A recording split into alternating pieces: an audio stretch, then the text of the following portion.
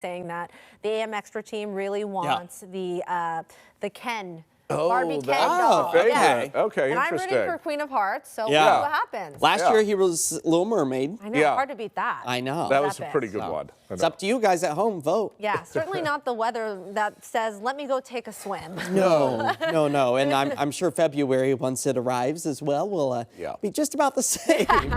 Those chilly temperatures definitely working their way back into the Pacific Northwest as Portland hovers right around 39 degrees right now with those overcast skies becoming more widespread, able to squeeze out maybe a raindrop or two, and some of us maybe even picking up on a brief ice pellet that will be melting on contact as those winds are expected to pick up as we move our way into tomorrow morning. That will coincide with the sub-freezing temperatures, so no threat of any icing is on the horizon, as many of us are falling back into the mid-30s out towards Troutdale, freezing Hood River, and mid-40s enjoyed out along the coastlines. Just a bit of that moisture now tracking its way through our area. By about sunset, though, all of this is going to start to dry out, and those clouds are actually going to start to break down and give way to some clearing conditions. Now, our radar has a difficult time actually picking up on whether we are actually seeing a snowflake or two, or maybe one or two of those ice pellets embedded with some of those light rain showers that are struggling to even make their way down to the surface, as our rain accumulation still is at 0 here across the I-5 corridor as the number of rain-free days continues to add up. A grand total of 10 as our rain deficit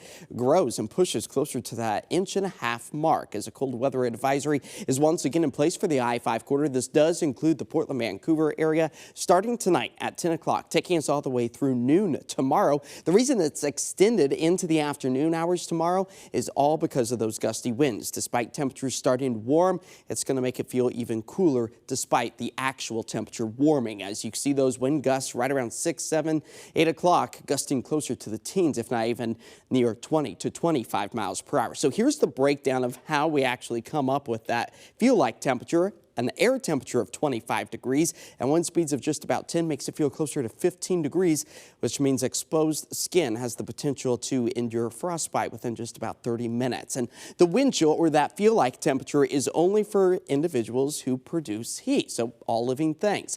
Typically, we have kind of that warm shield that surrounds our bodies, but when you add in the wind, it strips that heat from our bodies, making that actual air temperature feel just that much colder as we prevent any new storm systems from moving their way back into our area with this ridge of high pressure. This trough just to our east, that's the culprit for a brief rain shower or two that we are currently experiencing. But boy, a big cool down is starting to get underway for much of the United States. We steer clear of that, but I want to show you just some of the incredible snow accumulation totals stretching all the way up from the high plains down as far south as Austin, Texas, sweeping across the Midwest and including much of the Northeast. Snow accumulation really expected to fire up this weekend as dangerously cold temperatures overcome much of the United States. On the flip side, we get to enjoy that sunshine for our Friday. That's also going to take us into Saturday as well, as a few of those easterly winds keep us feeling slightly cooler here in the Portland-Vancouver area. At least that sunshine making it feel a little bit more comfortable out there with additional rainfall accumulation really within about the next 2 hours. Maybe if we're lucky enough, squeezing out 1/100th of an inch. But for most of us, we will be staying on the dry side, which is unfortunate for our ski resorts as we continue to melt down that base layer.